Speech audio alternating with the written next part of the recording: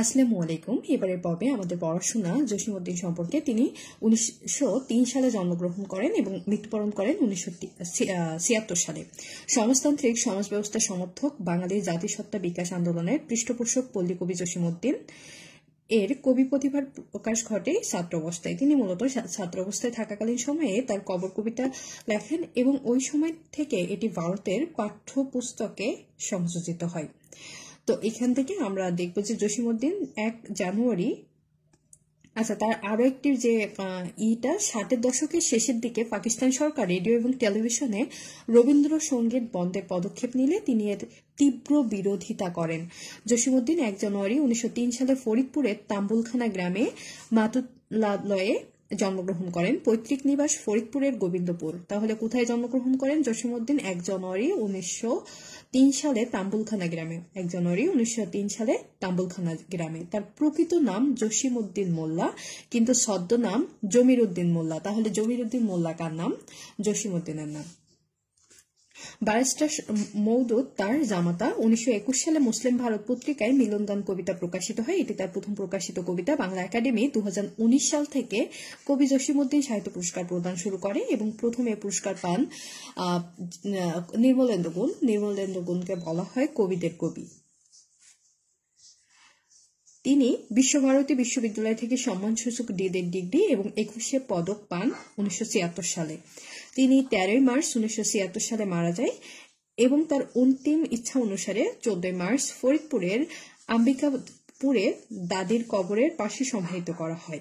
এখানে দেখেন 1976 সালে মারা যায় কাজী নজরুল ইসলাম, আর 1899 সালে জন্মগ্রহণ করেন কাজী নজরুল ইসলাম, আবার 1899 সালে জন্মগ্রহণ করে জীবনানন্দ দাশ। তো এভাবে যাদের জন্ম মৃত্যু মিলে যাবে, আমরা একটু মিলিয়ে মিলিয়ে পড়ে ফেলবো, তাহলে এগুলো মনে থাকবে।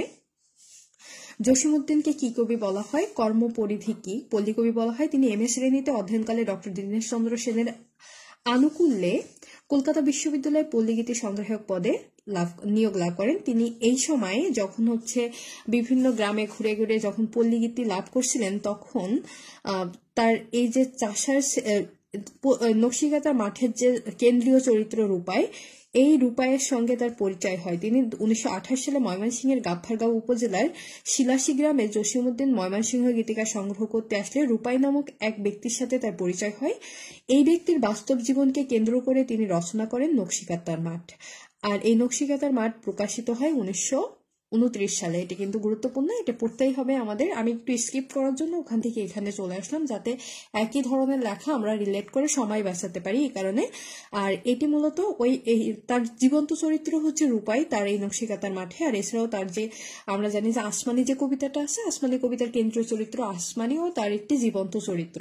আর এই নকশিকাঁথার মাঠের কেন্দ্রীয় চরিত্র সাজু এবং রূপাই। এই নকশিকাঁথার মাঠটি যে ইংলিশে অনুবাদ করছে E.M. মিল্টফোর্ড, আর এটির যে নাম সেটা হচ্ছে field of the embroidery quilt. Embroidery মানে নকশি, আর কুইল্ট হচ্ছে কাঁথা। তো field of the embroidery quilt মানে এটাও যে পুরো এইটারই যে ইংলিশ নামটা হয় সেটা নিয়েই এটি ইংরেজিতে অনুবাদ করছে E.M. মিল্টফোর্ড। এরপরে তার প্রথম প্রকাশিত কবিতার নাম কি? মিলন গান। এটি মুসলিম ভারত পত্রিকায় প্রথম প্রকাশিত হয়। তার কবিতায় তার যে কাব্যগ্রন্থ সমূহ কি কি? রাখালি, এটি তার প্রথম কাব্যগ্রন্থ। এই কাব্যে 18টি কবিতার মধ্যে অন্যতম কবিতা কবর, এটি কল্লোল পত্রিকায় প্রকাশিত হয়। জসিমউদ্দিন কলেজে অধ্যয়নকালে কবর কবিতা রচনা করেন এবং ভীষণ খ্যাতি অর্জন করেন। ছাত্রাবস্থায় এটি 1353 বঙ্গাব্দে কলকাতার বিশ্ববিদ্যালয়ের মাধ্যমিক পর্যায়ে পাঠ্য তালিকায় অন্তর্ভুক্ত হয়। যেহেতু এটা একেবারে অনেক অল্প বয়সেই এটি তার ভীষণ রকমের সুনাম এনে দেয়, তাই এই কবর কবিতা সম্পর্কে আমাদের বিস্তারিত পড়তে হবে। এই কবর কবিতা 118টি পংক্তিতে আছে বা লাইন আছে। এটাও একেবারে খুঁটিনাটি সব আমাদের জানতে হবে। কবর কবিতাটি আপনাদের যদি সম্ভব হয়, যদি সময় থাকে হাতে, তবে একবার আবৃত্তি শুনে নেবেন অথবা নিজে পড়ে নেবেন, কারণ সরাসরি ওইখান থেকে লাইন তুলে দেয় এটি কার রচনা বা এটি কোন কবিতার অংশ। আপনারা কবর কবিতাটা পুরাটা পড়ে ফেলতে পারেন এবং নকশিকাঁথার মাঠের আপনারা চাইলে একটু অ্যানিমেশনটা দেখে নিতে পারেন, তাহলে মনে থাকবে। নকশিকাঁথার মাঠটা খুবই সুন্দর একটা গীতি কাব্য, বা এটা হচ্ছে উপন্যাস ধর্মী কাব্যও বলতে পারেন। এরপরে এটি হচ্ছে শ্রেষ্ঠ কাহিনী কাব্য, গাথা কাব্য অথবা গীতিকাব্য, যে কোনোটাই বলতে পারে, নকশিকাঁথার মাঠ। এরপরে আমরা দেখব হচ্ছে সূচনাই, এটি তার নির্বাচিত কবিতা সংকলন। সজন বাদিয়ার ঘাট, এটি একটি কাহিনী কাব্য। সজন বাদিয়ার ঘাট কোন ধরনের কাব্য? এটি একটি কাহিনী কাব্য। নকশিকাঁথার মাঠও হচ্ছে কাহিনী কাব্য, তবে ওটি একটি শ্রেষ্ঠ কাহিনী কাব্য। এই কাব্যগ্রন্থটি ইউনেস্কোর উদ্যোগে জিপসি অর্ফ নামে অনুদিত হয়। জিপসি অর্ফ নামে অনুদিত হয়। আর সজন এবং তুলি এই দুইটার হচ্ছে কেন্দ্রীয় চরিত্র। দেখেন তার কিন্তু দুইটা লেখা হচ্ছে ইউনেস্কো সম্মাননা পেয়েছে। এক পয়সার বাসি এই কাব্যের বিখ্যাত কবিতা আসমানি। আসমানি একটি বাস্তব চরিত্র। ফরিদপুর সদরে ঈশান গোপালপুর ইউনিয়নের রসুলপুর গ্রামে জসিমউদ্দিনের বড় ভাই রাজেন্দ্র কলেজের অধ্যাপক নুরুল উদ্দিন আহমেদের শ্বশুর বাড়িতে বেড়াতে গিয়ে তিনি আসমানির দেখা পান এবং সেখানে বসেই আসমানি কবিতাটি রচনা করেন। 97 বছর বয়সে 18 আগস্ট 2012 সালে আসমানি মারা যায়। যেহেতু এটি তার একটি জীবন্ত চরিত্র, তাই আমরা একটু পড়ে ফেললাম এবং এখান থেকে যদি প্রশ্ন আসে তাহলে আমরা লিখতে পারবো। মূলত আসমানির বাসা ছিল কোথায়? যে রসুলপুরে, গোপালপুরে, রসুলপুরে। বালুচর, ধানক্ষেত, রূপবতী, মা যে জননী কান্দে, মাটির কান্না এবং সকিনা তার অন্যান্য কাব্যগ্রন্থগুলো। তাহলে তার কাব্যগ্রন্থগুলো আমরা আরেকবার একটু রিভিশন করে নেই। রাখালি, নকশিকাঁথার মাঠ। রাখালি তার প্রথম প্রকাশিত কাব্য। শ্রেষ্ঠ কাহিনী কাব্য নকশিকাঁথার মাঠ, এবং এটি ইংরেজিতে এই রাখালি কাব্যের একটি বিখ্যাত কবিতা হচ্ছে কবর, যেটি কল্লোল পত্রিকায় প্রকাশিত হয় এবং তিনি ছাত্র অবস্থায় এই কবিতাটি মাধ্যমিক পাঠে সংযোজিত হয়। এর লাইন সংখ্যা আছে 118টি। নকশিকাঁথার মাঠের যে গুরুত্বপূর্ণ দুইটি চরিত্র সাজু এবং রূপাই, এবং এটি ইংরেজিতে অনুবাদ হয়েছে field of the embroidery quilt নামে। এরপরে সূচনীয়, এটি তার নির্বাচিত কবিতা সংকলন। এরপরে সুচয়নী তার নির্বাচিত কবিতা সংকলন। সজন বাদিয়ার ঘাট, এটি একটি কাহিনী কাব্য। জিপসি অর্ফ নামে ইউনেস্কো এটি কি বলছে অনুদিত করছে। এক পয়সার বাসি এই কাব্যগ্রন্থটি এর একটি বিখ্যাত কবিতা আসমানি। এই আসমানি তার হচ্ছে এই কবিতার একটি জীবন্ত চরিত্র। বালুচর, ধানক্ষেত, রূপবতী, মা জননী কান্দে, মাটির কান্না, সখিনা, এগুলো হচ্ছে তার বিখ্যাত কাব্যগ্রন্থ। তার নাটক সমূহ কি কি? তার নাটক সমূহের ভিতরে আছে একটি বেদের মেয়ে। বেদের মেয়ে একটি গীতি নাট্য। বেদের মেয়ে কোন ধরনের নাটক? এটি একটি গীতি নাট্য, মনে। এরপরে আমরা দেখি পদ্মপাল, মধুমালা, পল্লীবধূ, গ্রামের মায়া এবং বাঁশের বাঁশি। বিশের বাঁশি কার রচনা? অবশ্যই জানাবেন। বাঁশের বাঁশি হচ্ছে জসিমউদ্দিনের। বিশের বাঁশি কার? এটা আমাকে কমেন্টে জানাবেন। তার ভ্রমণ কাহিনী সমূহ কি কি? চলো মুসাফির, হলদে পরীর দেশ, যে দেশে মানুষ বড়, জার্মানির শহরে ও বন্দরে। তার যে অন্যান্য রচনাবলীর ভিতরে উপন্যাস আছে দুটি। বোবা কাহিনী। বোবা কাহিনী কার রচনা? বোবা কাহিনী কার রচনা? প্রায় আসে জসিমউদ্দিনের রচনা। বোবা কাহিনী কার রচনা? জসিমউদ্দিনের রচনা। এই উপন্যাসে মহাজনী শোষণের কারণে গ্রামের প্রান্তিক চাষি, আজহারের ভূমিহীন হওয়া, শহরের সুবিধাবাদী উকিল ও ভণ্ড ধার্মিক কর্তৃক মেধাবী বসির নিগ্রহ ইত্যাদি বিষয় নিয়ে রচিত। চরিত্র বসির, আজহার, আরজান এবং রহিমউদ্দিন। দেখেন এখানে বোবা কাহিনী, যেহেতু জসিমউদ্দিন হচ্ছে গ্রামীণ জীবন নিয়ে বেশি লিখছে, তাকে পল্লী কবি বলা হয়। তো বোবা কাহিনী এখানে যারা গ্রামের নির্যাতিত যে চাষিরা থাকে, তারা কিন্তু জমিদার বা যা একেবারে শাসক শ্রেণী থাকে তাদের উপরে কখনোই কথা বলতে পারে না, কারণ তারা যদি কথা বলতে যায় তাদের উপর বিভিন্ন ধরনের নির্যাতন করা হয়। তো এই যে গ্রামীণ কাহিনী নিয়েই বোবা কাহিনী লেখা। আর এই বোবা কাহিনী যেহেতু গ্রামীণ কাহিনী নিয়েই লিখছে পল্লী কবি জসিমউদ্দিন, এভাবে মনে রাখতে পারেন। এটি তার বিখ্যাত উপন্যাস। তারপরে বৌটু বার্নির ফুল, এটি তার মৃত্যুর পরে প্রকাশিত উপন্যাস। শিশুতোষ গ্রন্থ। হাসু, এক পয়সার বাসি এবং ডালিম কুমার। আত্মজীবনী, জীবন কথা। জীবনানন্দ দাশের জসিমউদ্দিনের আত্মজীবনী হচ্ছে জীবন কথা। আত্মজীবনী, জীবন কথা। জসিমউদ্দিনের জীবন কথা। স্মৃতি কথা, যাদের দেখেছি ঠাকুরবাড়ির আঙ্গিনায়, এটি আসে যে ঠাকুরবাড়ির আঙ্গিনায়। এই যে গ্রন্থটি কার লেখা? জসিমউদ্দিনের লেখা। এরপরে যে গল্প গ্রন্থ আছে বাঙালির হাসি গল্প, এবং হচ্ছে এই গ্রন্থটি ইউনেস্কোর উদ্যোগে ফোক টেলস অফ বাংলাদেশ নামে অনুদিত হয়েছে। তাহলে তার দুইটা গ্রন্থ কিন্তু ইউনেস্কোর উদ্যোগে আবার নতুন করে অনুদিত হয়েছে। এই দুইটা একটু মনে রাখতে হবে, একটা বাঙালির হাসি আর একটা সজন বাদিয়ার ঘাট। গানের সংকলনগুলো আছে রাঙ্গালিয়া, নায়ের মাঝি এবং হচ্ছে গাঙ্গের পাল, জারিগান। মধুমালা, মধুমালা নামে 2টা নাটক রচনা করা হয়েছে। মধুমালা একটা নাটক জসীমউদ্দিনের, আর একটা হচ্ছে কাজী নজরুল ইসলামের। একই নামে 2টাই নাটক রচনা করছে জসীমউদ্দিন এবং কাজী নজরুল ইসলাম। আমরা এখনো পর্যন্ত যতগুলো একই ধরনের নাম দেখছিলাম, হয় নাটক, কবিতা, উপন্যাস, এভাবে আলাদা আলাদা ছিল, কিন্তু এই একই নামে 2টা একই ধরনের লেখা লিখছে 2জন আলাদা আলাদা কবি, জসীমউদ্দিন এবং কাজী নজরুল ইসলাম। এরপরে আমরা বিখ্যাত কবর কবিতা সম্পর্কে একটু পড়ে ফেলবো, যেহেতু এটা বিখ্যাত একটা কবিতা এবং তার জীবনে যে সুখ্যাতি এনে দিয়েছিল এটি। আর যেহেতু আমরা এটা সবাই কম বেশি পড়ছি, এটি প্রথম প্রকাশিত হয় কল্লোল পত্রিকায় এবং এটি মাত্রাবৃত্ত ছন্দে রচিত। কোন ছন্দে রচিত? কবর কবিতাটি মাত্রাবৃত্ত ছন্দে রচিত এবং এটিতে 118টি পংক্তি আছে। হারানো মর্মান্তিক স্মৃতিচারণ কবর কবিতার মূল বিষয়। আসমানি, এটি তার 1 পয়সার বার্ষিক কাব্যগ্রন্থের অন্তর্গত এবং এখানে যে জীবন্ত চরিত্র হচ্ছে আসমানি, যে রসুলপুরে বাস করত। তিনি 97 বছর বয়সে 18 অগস্ট 2012 সালে মৃত্যুবরণ করেন। রাখাল ছেলে, রাখালি থেকে নেওয়া আর একটা কবিতা। নিমন্ত্রণ ধানক্ষেত থেকে নেওয়া এবং মুসাফির, বালুচর, চাষার ছেলে এবং পল্লী জননী। এরপরে আমরা যে তার বিখ্যাত পংক্তিগুলো দেখতে পাবো, সবগুলোই দেখা যায় যে এখানে কবর কবিতা থেকে নেওয়া হয়েছে। এই জন্য আপনাদেরকে আমি প্রথমে বলছি যে পারলে একটু কবর কবিতাটা পড়ে ফেলবেন। এখানে তোর দাদির কবর ডালিম গাছের তলে, 30 বছর ভিজিয়ে রেখেছি 2 নয়নের জলে। কতটুকু তারে ঘরে এনেছিল সোনার মতন মুখ, পুতুলের বিয়ে ভেঙে গেল বলে কেঁদে ভাসাইত বুক। বাপের বাড়িতে যাইবার কালে কহিত ধরিয়া পা, আমারে দেখিতে যাইও কিন্তু উজান তলির গা। এই মোর হাতে কোদাল ধরিয়া কঠিন মাটির তলে গাড়িয়া দিয়াছি কত সোনা মুখ, নাওয়ায় চোখের জলে। কাঁচা ধানের পাতার মতো কচি মুখের মায়া, জালি লাউয়ের ডগার মতো বাহু দুখান সরু। এটা হচ্ছে রূপাইয়ের কবিতার অংশ যদিও, কিন্তু এটা নকশিকাঁথা মাঠেরই একটা লাইন। আর রূপাইয়ের বর্ণনা দিতে এই লাইনগুলো ব্যবহার করা হয়েছে নকশিকাঁথার মাঠে। যে মোরে করিল পথের বিভাগী, পথে পথে ফিরি আমি তার লাগি। এটি প্রতিদান কবিতা থেকে নেওয়া। কি সুন্দর তাই না? যে মোরে করিল পথের বিভাগী, পথে পথে ফিরি আমি তার লাগি। যে আমারে নিঃস্ব করে ফেলছে, আমি তারই উপকারের জন্য, তাকে পাওয়ার জন্য পথে পথে ঘুরে বেড়াচ্ছি। কি সুন্দর মানসিকতা ছিল সেই সময়কার। এরপরে আমরা যে বিগত যে সালের প্রশ্নাবলীগুলো আছে, প্রশ্নগুলো দেখব। কবি জসীমউদ্দিনের জীবনকাল কোনটি? তিনি 1903 সালে জন্মগ্রহণ করেন, 1976 সালে মৃত্যুবরণ করেন। বাংলা সাহিত্যে কে পল্লীকবি নামে খ্যাত? জসীমউদ্দিন। পল্লীকবি জসীমউদ্দিন জন্মগ্রহণ করেন কোথায়? তিনি ফরিদপুরে জন্মগ্রহণ করেন, ফরিদপুরের তাম্বুলখানা গ্রামে। তাম্বুলখানা গ্রামে জন্মগ্রহণ করেছিলেন কোন কবি? জসীমউদ্দিন। এটি কিন্তু তার একেবারে জন্মস্থান আসছে, এখানে জীবনকাল আসছে, মানে আমাদের গুরুত্ব দিতেই হবে। জসীমউদ্দিনের প্রথম প্রকাশিত কাব্যগ্রন্থ কোনটি? প্রথম প্রকাশিত কাব্যগ্রন্থ হচ্ছে রাখালি, যারই একটি কবিতা কবর। এটি প্রথম প্রকাশিত হয় কল্লোল পত্রিকায়। কোন কাব্যটি জসীমউদ্দিনের রচিত? এখানে হচ্ছে রাখালি। মা যে জননী কান্দে কোন ধরনের রচনা? এটি একটি তার কাব্যগ্রন্থ ছিল।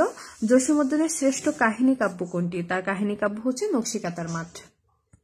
এখানে সজনবাদিয়ার ঘাটও কিন্তু একটা তার কাহিনী কাব্য, তবে হচ্ছে নকশিকাঁথার মাঠটা তার শ্রেষ্ঠ কাহিনী কাব্য।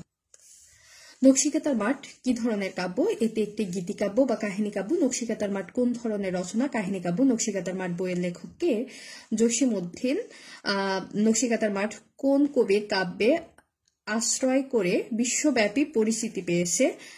এখানে জসীমউদ্দিনের। Field of the embroidery quilt কাব্যগ্রন্থটি কবি জসীমউদ্দিনের কোন কাব্যের ইংরেজি অনুবাদ? এটি মূলত নকশিকাঁথার মাঠের। জসীমউদ্দিন কোন কাব্যগ্রন্থে বিভিন্ন ভাষায় অনুদিত হয়েছে? এটি নকশিকাঁথার মাঠ। জসীমউদ্দিন রচিত নিমন্ত্রণ কবিতাটি কোন গ্রন্থের অন্তর্ভুক্ত? ধানক্ষেত গ্রন্থের অন্তর্ভুক্ত নিমন্ত্রণ কবিতাটি। সজনবাদিয়ার ঘাট এর রচয়িতা কে? জসীমউদ্দিন। রঙ্গিলা নায়ের মাঝি এর লেখক কে? জসীমউদ্দিন। কবি জসীমউদ্দিনের শিশুতোষ গ্রন্থ কোনটি? 1 পয়সার বাঁশি। বেদের মেয়ে গীতিনাট্যটি কে লিখেছেন? জসীমউদ্দিন। জসীমউদ্দিনের আসমানি চরিত্রটির বাড়ি কোথায়? মূলত ফরিদপুরের রসুলপুরে। চলো মুসাফির ভ্রমণ কাহিনীমূলক গ্রন্থটির রচয়িতা কে? চলে মুসাফির জসীমউদ্দিনের একটি ভ্রমণ কাহিনী। কোনটি জসীমউদ্দিনের ভ্রমণ কাহিনী? যে দেশে মানুষ বড়। কোনটি জসীমউদ্দিনের কাব্য নয়? মাটির মায়া। পল্লী কবি জসীমউদ্দিনের উপন্যাস মোট কয়টি? তিনি মোট 2টি উপন্যাস লিখছে। উপন্যাস দুটি, একটি হচ্ছে বোবা কাহিনী আর একটা বৈটুবানের ফুল। বোবা কাহিনীটা হচ্ছে গ্রামীণ সমাজের যে নির্যাতিত চাষিদের নিয়ে লেখা এটি। আর এরপরে দেখি জসীমউদ্দিনের নাটক কোনটি? জসীমউদ্দিনের নাটক হচ্ছে বেদের মেয়ে। তার নাটকগুলো থেকে মূলত দেখছি যে পিএসসি প্রশ্নগুলো আসছে। কোনটি জসীমউদ্দিনের রচনা? ঠাকুরবাড়ির আঙ্গিনায়। Thank you. আসমানি দেখতে যদি তোমরা সবে চাও পঙ্ক্তিটি কোন কবির লেখা? জসীমউদ্দিনের। আসমানিদের দেখতে কোথায় যেতে হবে? রসুলপুরে। কোন কবির নাম অনুসারে ঢাকা বিশ্ববিদ্যালয়ে একটি ছাত্রাবাসের নামকরণ করা হয়েছে? জসীমউদ্দিন। আর এখানে সুফিয়া কামালের নামেও কিন্তু একটি হল আছে, এখানে 2টাই হবে। ছাত্রাবস্থায় রচিত কবির কবিতা কোন কবিতা কলকাতার পাঠ্যপুস্তকে অন্তর্ভুক্ত হয়? জসীমউদ্দিনের কবর কবিতা। কবর কবিতা লেখককে? জসীমউদ্দিন। আর কবর নাটকের লেখক হচ্ছে মনির চৌধুরী। কবর কবিতা কোন কাব্যগ্রন্থের অন্তর্গত? কবর কবিতা রাখালি কাব্যগ্রন্থের অন্তর্গত। এটি প্রকাশিত হয় কল্লোল পত্রিকায়। এর পঙ্ক্তির সংখ্যা বা লাইন আছে 11টি। জসীমউদ্দিনের কবর কবিতা রচনা করেন কোন সময়? যখন তিনি কলেজে পড়েন সেই সময়। কবি জসীমউদ্দিনের কবর কবিতার বিষয়বস্তু হলো প্রিয়জন হারানোর মর্মান্তিক স্মৃতিচারণ। জসীমউদ্দিনের কবর কবিতায় কোন পত্রিকায় প্রথম প্রকাশিত হয়? কল্লোল পত্রিকায়। কবর কবিতা কোন ছন্দে রচিত? এটি মাত্রাবৃত্ত ছন্দে রচিত। কবর কবিতার কয়টি পঙ্ক্তি রয়েছে? এখানে 118টি পঙ্ক্তি বা লাইন রয়েছে। কবর কবিতার দাদু কোন হাটে তরমুজ বিক্রি করতে যেতেন? শাপলার হাটে। এতটুকু তারে ঘরে এনেছিল সোনার মতন মুখ, পুতুলের বিয়ে ভেঙে গেল বলে কেঁদে ভাসাইত বুক। পঙ্ক্তিটি কোন কবির রচনা? কবি জসীমউদ্দিনের। বাপের বাড়িতে যাইবার কালে কহিত ধরিয়া পা, আমারে দেখিত যাইও কিন্তু উজানতলির গা। এই লাইনের রচয়িতা জসীমউদ্দিন। এটি কবর কবিতারই একটা লাইন। নিচের কোন কবি লোক সাহিত্য সংগ্রাহক ছিলেন? এখানে জসীমউদ্দিন। তবে হচ্ছে লোক সাহিত্য সংগ্রহের সবচেয়ে যার বেশি অবদান তিনি হচ্ছে দীনেশচন্দ্র সেন। এরপরে দেখবো যে জসীমউদ্দিনের রচনা কোনটি? জসীমউদ্দিনের রচনা যাদের দেখেছি। এখানে বাকিগুলো যদিও হচ্ছে ভ্রমণ কাহিনী, তবে জসীমউদ্দিনের রচনা শুধুমাত্র যাদের দেখেছি। কবি জসীমউদ্দিন রচিত বিখ্যাত রূপাই কবিতাটি কোন কাব্যগ্রন্থের অন্তর্ভুক্ত? এটি নকশিকাত্তার মাঠের। এই গা চাষি নিঝুম রাতে বাঁশের বাঁশির সুরে ওইনা গায়ের মেয়ের সাথে গহন ব্যথায় জুড়ে। এই চরণ দুটি বিখ্যাত কোন রচনার অন্তর্ভুক্ত? এটি হচ্ছে নকশিকাতার মাঠের। পল্লীকবি জসীমউদ্দিন রচিত নাটক কোনটি? এখানে হচ্ছে নাটক বেদের মেয়ে। বোবা কাহিনী তার উপন্যাস। আমারে ছাড়িয়া এত ব্যথা যায় কেমন করিয়া হাই, এটি জসীমউদ্দিনের কবর কবিতারই একটা রচনা। এই লাইন এটা আপনারা কবর কবিতাটা পড়ে নেবেন, আশা করি মনে থাকবে। খুবই সহজ ভাষায় লেখা এবং হচ্ছে কাহিনীগুলো পরপর আসছে তো খুব সুন্দরভাবে পড়া যায়। আপনারা চাইলে নকশিকাতার মাঠটাও পড়ে ফেলতে পারেন। আমার মনে হয় যে 2 থেকে আড়াই ঘন্টা হলে যারা একটু ফাস্ট রিডার আছেন তাদের পক্ষে নকশিকাতার মাঠটা খুব দ্রুত শেষ করাও সম্ভব, কারণ কবিতা আকারে লেখা এবং খুবই অল্প কিছু পেজ। রূপাই জসীমউদ্দিনের কোন কাব্যগ্রন্থের চরিত্র? এখানে হচ্ছে নকশিকাতার মাঠের। সুচয়নী কোন ধরনের গ্রন্থ? এটি একটি কবিতা সংকলন। নকশিকাতার মাঠ কাব্যের নায়িকার নাম কি? সাজু। কোনটি জসীমউদ্দিনের রচনা? এখানে তার হচ্ছে 1 পয়সার বাঁশি। এটি একটি শিশুতোষ গ্রন্থ। জসীমউদ্দিন রচিত নিমন্ত্রণ কোন কাব্যের অন্তর্গত? এটি মূলত ধানক্ষেত কাব্যের অন্তর্গত। ঠাকুরবাড়ির আঙিনায় কার রচনা? আত্মকথামূলক রচনা। এটি জসীমউদ্দিনের। আর তারপরেও তার আত্মকথা জীবনী যেটা সেটি হচ্ছে জীবন কথা, আত্মজীবনী জীবন কথা। ওই দুর্বনের সন্ধ্যা নামিয়েছে, ঘন বন আবিরার রাগে, অমনি করিয়া লুটাইয়া পড়িত বড় সাত জাগে। এটি বিখ্যাত। এই যে চরিত্র, এই বিখ্যাত যে লাইন দুটি, এটি কার রচনা থেকে নেওয়া হয়েছে? জসীমউদ্দিনের। এটাও কবর কবিতা থেকে নেওয়া হয়েছে। এই মোটামুটি আমাদের জসীমউদ্দিন সম্পর্কে পড়া এখানে শেষ। আশা করি এখান থেকে আপনারা অনেকটা কমন পাবেন এবং দেখেন যে এখান থেকে কিন্তু বেশ প্রশ্ন আসছে বিভিন্ন পরীক্ষার ক্ষেত্রে। বিশেষে কাজে না লাগলেও অন্যান্য ক্ষেত্রে কিন্তু এখান থেকে আমাদের অবশ্যই পড়তে হবে। তো পরবর্তী পর্বে আমরা অন্য কোনো কবি সম্পর্কে পড়বো। যারা ক্লাসগুলো নিয়মিত দেখছেন, আমি আশা করবো যে আপনারা আমার চ্যানেলটাকে অবশ্যই সাবস্ক্রাইব করবেন এবং আপনাদের মতামত আমাকে কমেন্টে জানাবেন ক্লাসগুলো কেমন লাগছে, বা আমার কোথাও ভুল ত্রুটি বা আমার ক্লাসগুলো সম্পর্কে আপনাদের মতামতগুলো অবশ্যই কমেন্ট করে জানাবেন। ধন্যবাদ সবাইকে, সাথে থাকুন এবং অবশ্যই চ্যানেলটাকে সাবস্ক্রাইব করুন।